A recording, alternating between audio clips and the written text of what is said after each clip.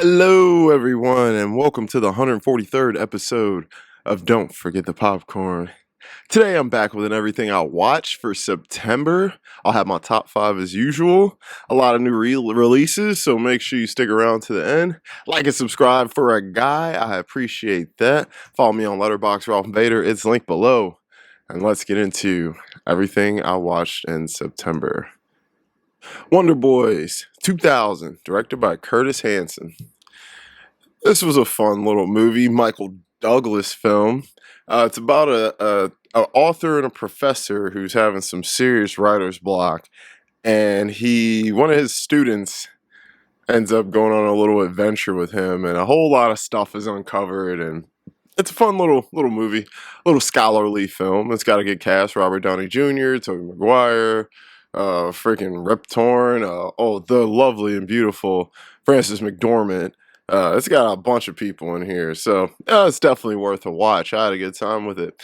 I'm going to give Wonder Boys a 7.8 out of 10. Brother from Another Planet, 1984, directed by John Sayles. Brother from Another Planet is an interesting kind of blaxploitation sci-fi film. It's about this black dude who kind of just gets dropped off in space, or dropped off in New York from space randomly. And he's good. He has weird talents, and he ends up getting a job fixing arcade machines. But there's these other aliens looking for him to capture him and bring him back. And everyone's kind of falls in love with the dude and protects him. It's an interesting movie. I think it has allegories to certain other things throughout history as far as race relations goes.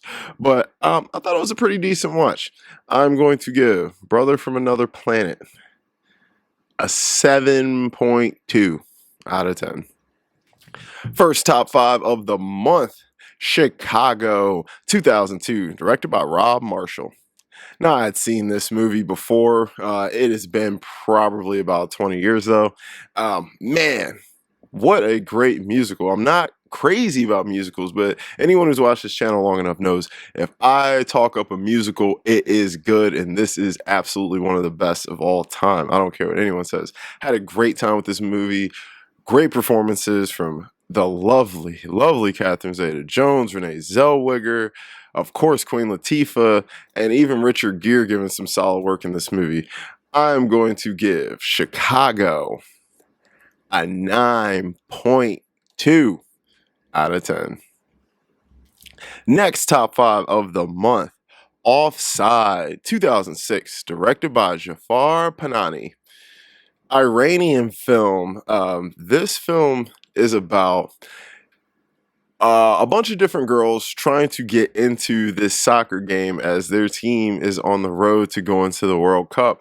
And this film, unfortunately, in this country, women are not allowed to go and watch soccer, which in my opinion is just absolutely ridiculous. But it's a story about all these women trying to sneak into this game and all the interesting and fun things they do to get inside. And I thought it was lovely. I thought it was a great film, and I thought it highlights the crazy differences in the double standards between women and men in some other countries. And just to think about something as simple as a soccer game, it's absolutely mind-blowing. I thought this was a great film. I'm going to give Offside a 9 out of 10. Alice 2022, directed by Kristen Verlinden. This is an interesting movie starring one of the best out, Keke Palmer. This film is about a young slave girl who is on a plantation, and she escapes and realizes that it is the 1970s and slavery has been over for about 100 plus years now. And it's about her getting her revenge on the people who kept her in captivity, also while learning about who she is, black people, and things like that.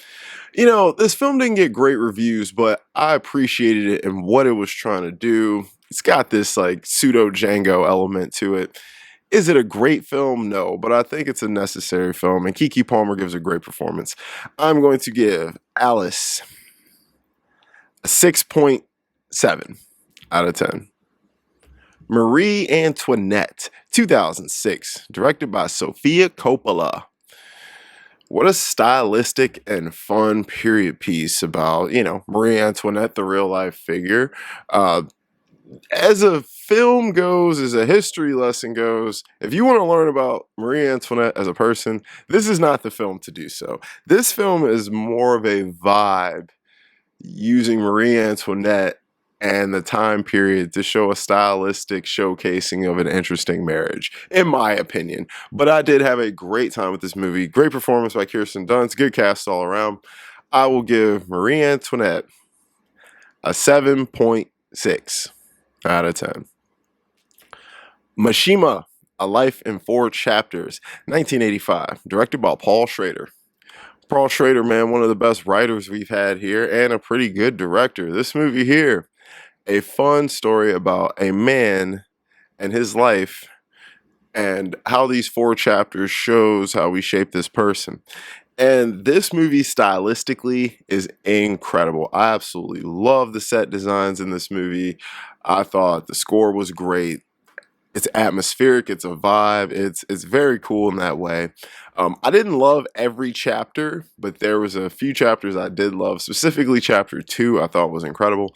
But this is a great film. It's a good film, one everyone should see at least once. I'm going to give Mishima, A Life in Four Chapters, an 8.4 out of 10. Black Christmas, 1974, directed by Bob Clark. One of those rare movies that serves as a Halloween movie and a Christmas movie. Horror time is here, and I start usually the end of September. Black Christmas, the original, is a fun time. You got my girl Margot Kidder in this movie, who I love. And this film is really about a group of sorority girls trying to survive this crazy killer. But there's a vibe to this movie and a pace to this movie and a suspense to this movie that, although watching it today, it may feel predictable. Back in 74, I could totally see how this would rock you off. I'm going to give Black Christmas a 7.5 out of 10. The Beaver, 2011, directed by Jodie Foster. Close to making the top 5 of the month. The Beaver is a great film starring Mel Gibson, rest in peace to Anton Yelchin, Jennifer Lawrence, and the great Jodie Foster herself. The Beaver is about a man who runs a toy company, and he's going through a very depressive state over some things that have happened, and he can't seem to get his way back, and he's losing everything. But he finds this beaver puppet, and he ends on taking on the persona of this beaver and living his life through this puppet, but it ultimately makes him better and worse at the same time. It's very good, interesting, weird little black comedy, but I had a really good time with it, and I think Mel Gibson has possibly given his best performance of his career. I'm going to give The Beaver an 8.7 out of 10.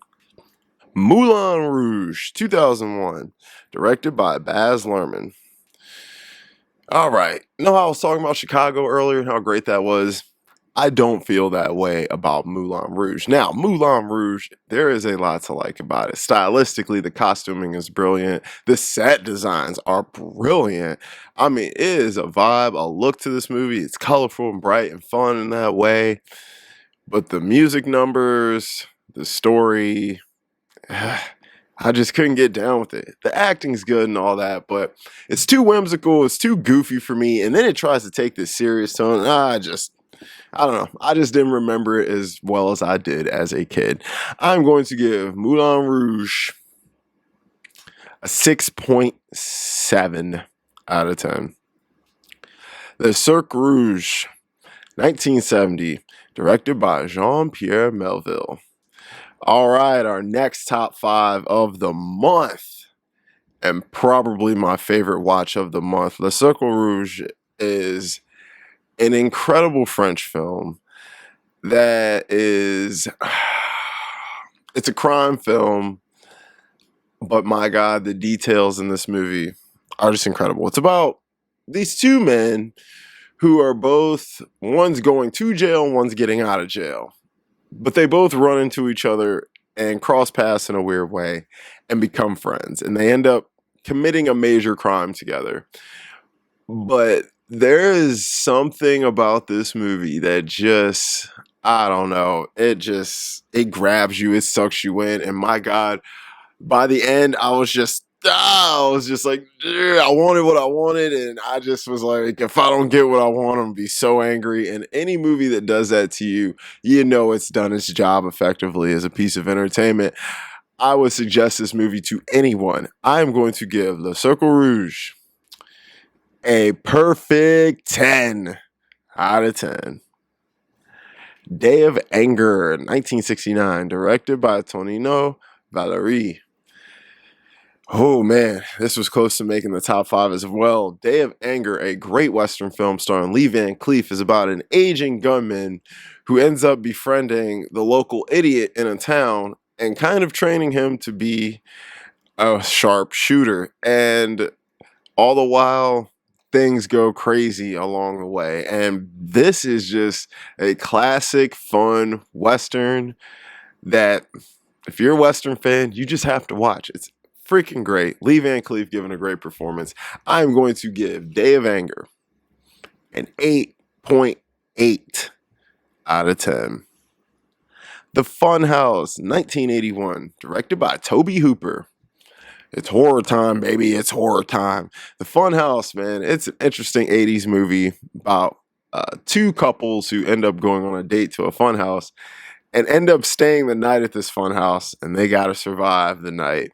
And this movie, it's Texas Chainsaw at a carnival, essentially. There's a lot of weird stuff to it, some freaky type dudes. Tobe Hooper, you know how he does. But I did have a fun time with this movie.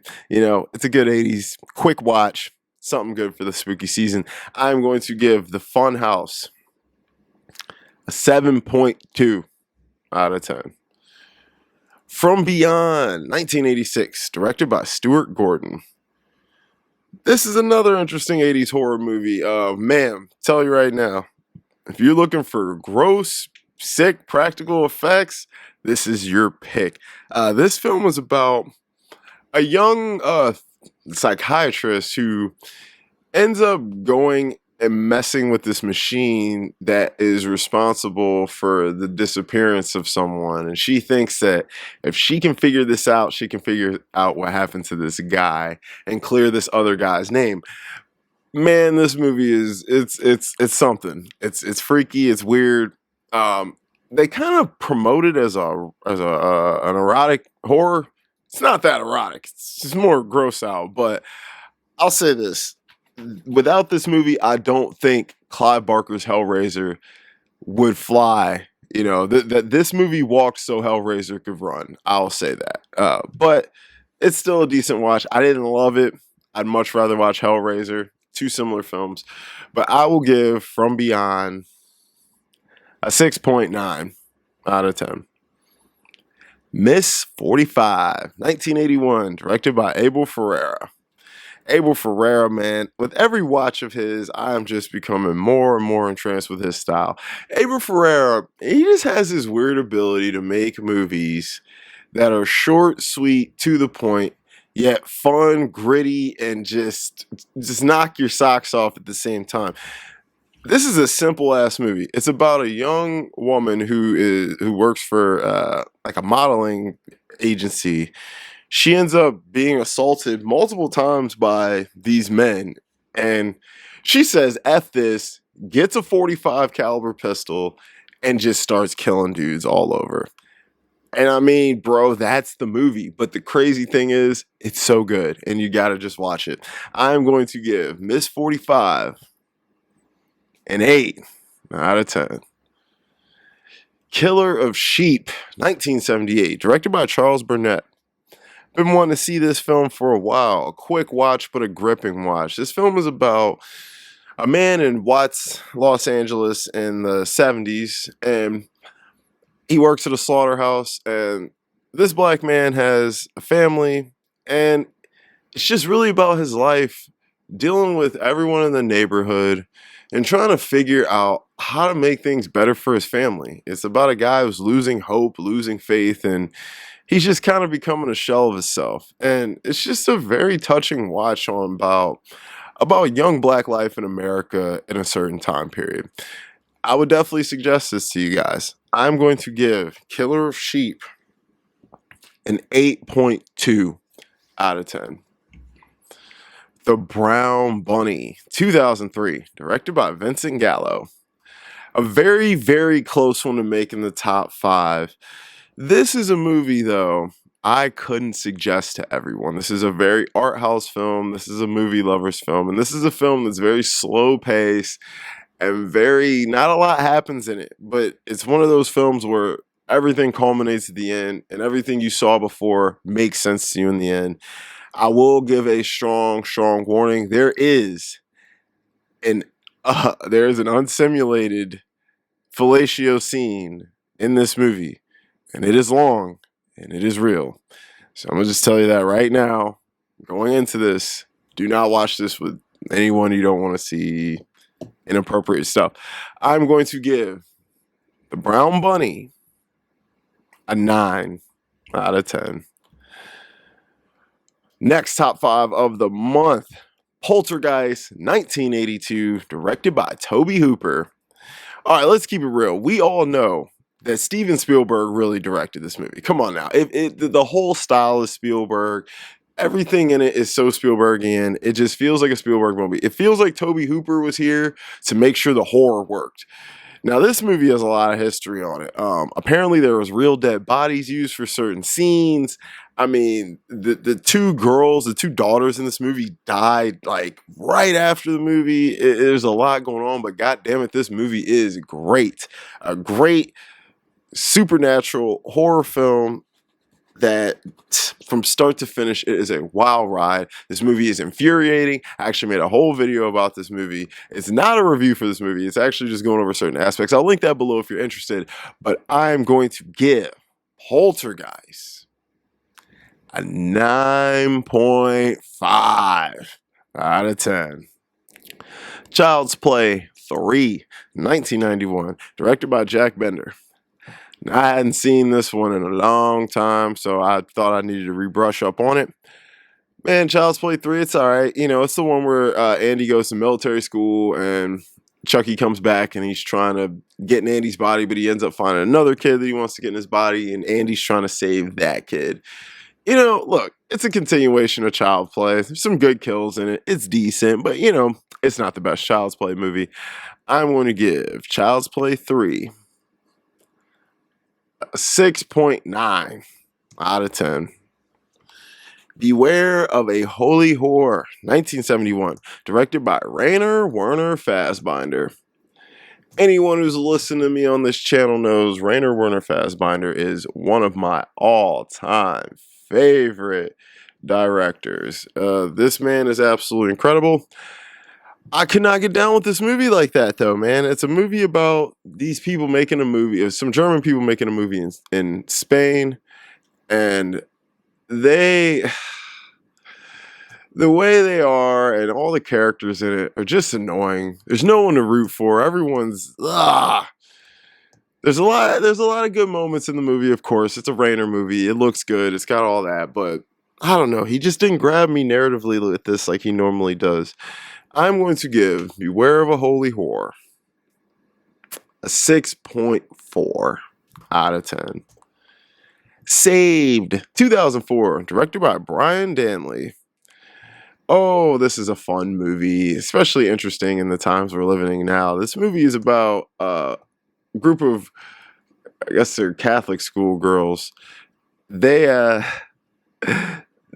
all uppity and they're all about Christ and all this, and the one girl gets pregnant, and you know, it's just a fun little ride, a comedy ride about how religion and real life and outside factors conflict. And I think this is a great movie that everyone should watch. Very funny, young Mandy Moore performance, Macaulay Culkin. It's got a good cast.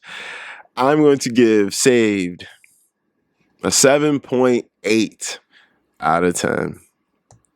Together, 2005, directed by Michael Shanks. Man, what a wild, crazy ride. First of all, Dave Franco and Alison Brie give great performances. I know you guys have seen the trailer for this, so I'm not going to give too much away. All I'm going to say is watch this movie this spooky season. It is a weird one, but it's a good one. I had a great time with it. I actually made a video talking about their relationship. Now, do not watch that video unless you've seen this movie, but I will link that below. I'm going to give Together an 8.5 out of 10. I Know What You Did Last Summer, 2025, directed by Jennifer Caitlin Robinson. All right. Remakes, reboots.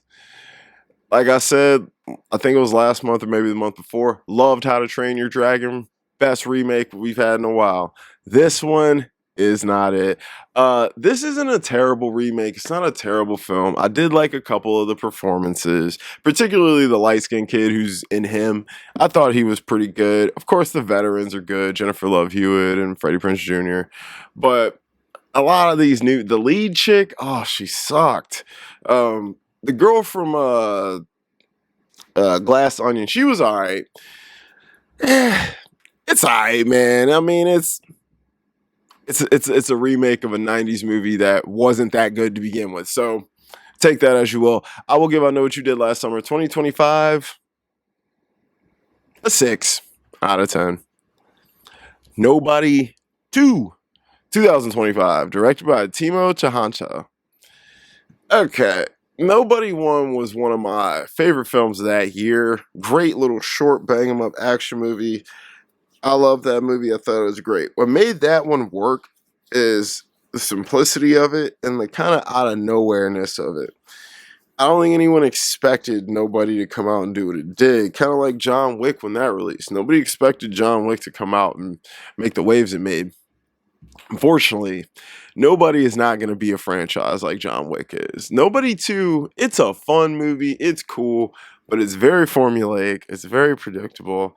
And I mean, it's just, it doesn't build off the first one that well, like the John Wick series did. But having said that, I still had a fun time with it. I still enjoyed it. I was laughing. The action's good. So it's definitely one you should watch if you're into action movies.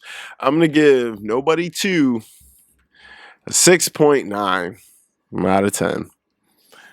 Freaky Tales, 2024, directed by Ryan Fleck and Anna Boden. Now, this is Freaky Tales. Now, this movie is clearly heavily inspired by Too Short, the rapper. Freaky Tales was one of his albums back in the day.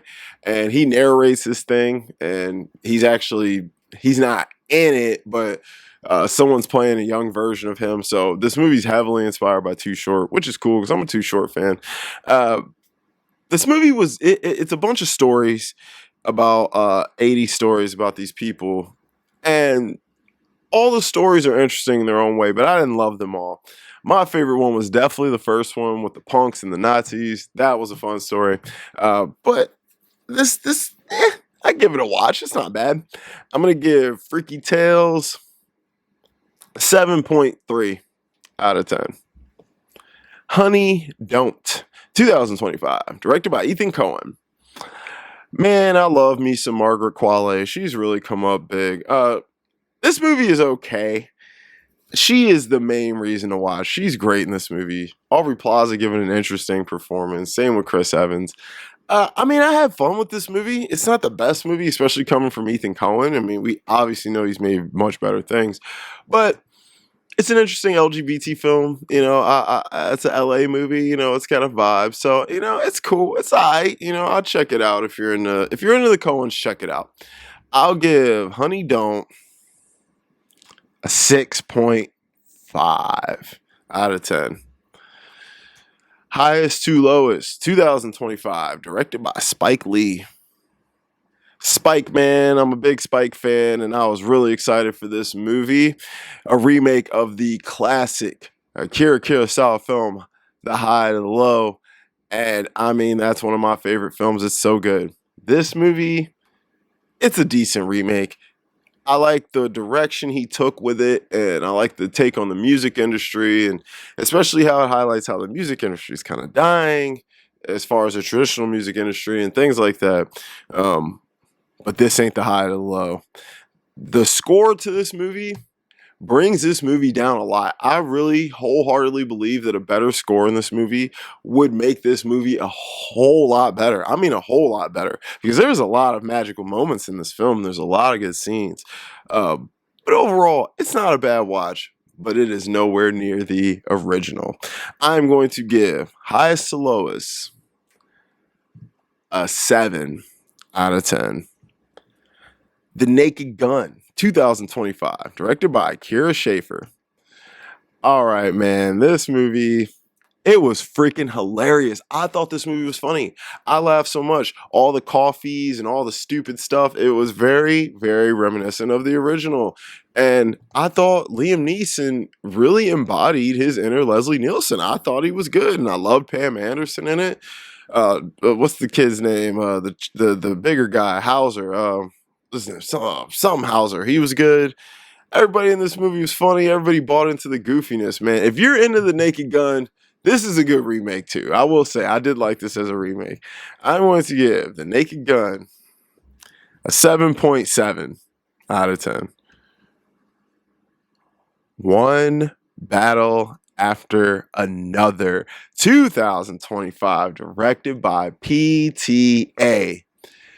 All right, y'all know this is the last top 5 of the month. I don't think I gotta tell you. If you've seen this movie, heard anything about it, you know this is one of the hottest movies of the year. An absolute thrill ride, a fun time, political thriller, black comedy, father-daughter love story. This film's got so much in it. Clocking it at almost 3 hours, I was not bored at any point. I have an entire review for this film. I will link this below. I'm going to tell you right now, I have to watch it again, but this movie is going to win Best Picture. It is not my favorite of the year. That's still probably Sinners, but god damn it, this comes really, really close. I love this movie. PTA is one of my favorite directors of all time. He's made my favorite movie, and I mean, he's making a new film that might go down as one of my favorites after some watches. I would highly, highly suggest taking your dollar, supporting this movie, and go seeing it on the biggest screen you can. Leonardo is amazing. Benicio, Sean Penn, Tiana Taylor, Regina Hall, newcomer, Chase Infinity, absolutely incredible. Love this movie. I'm going to give One Battle After Another a 9.5 out of 10. Tron Legacy, 2010, directed by Joseph Kosinski. Now, I watched this. I hadn't seen it since it came out. I watched this to get prepped for Tron Ares coming out, which I'm very excited for. Tron Legacy is it's got some good special effects, cool vibe. The winner, though, it's Daft Punk and that beautiful soundtrack and score they made. So that's the best part of the film. I love that, but it's just alright. Tron Ares looks dope. I'm going to give Tron Legacy 6.7 out of 10. The Way, Way Back, 2013, directed by Jim Rash and Nat Faxon. Last movie on the list, and it's not least, but The Way, Way Back, it's an interesting film. It's about a kid who, coming of age story, which you guys know I love. It's about a kid who goes to the beach with his mom and her new boyfriend and his daughter. And, he's learning about this guy and about his mother and about certain things as he grows up here throughout this summer, and he ends up making some friends and learning a lot about himself and learning that he's much cooler than he thought. It's not a bad film, but it's also not a great film. There's a lot to like and a lot to not like, but I would suggest it for coming of age fans. I'm going to give The Way, Way Back a 7.1 out of 10. Guys, thank you so much for watching my Everything I Watch. Let me know if there's a film or topic you would like me to review. Marlon, I'm going to do Lost Boys for you next, dog. Don't worry. Guys, like and subscribe for a guy I appreciate it. Help me out. My birthday's coming up. That would be a great birthday gift to me. Guys, follow me on Letterboxd, Ralph Vader. I'll link that below. I got a podcast with my buddy, The Cutting Room Floor. I'll link that below for more movie content. I'll be back next week. And don't forget the popcorn.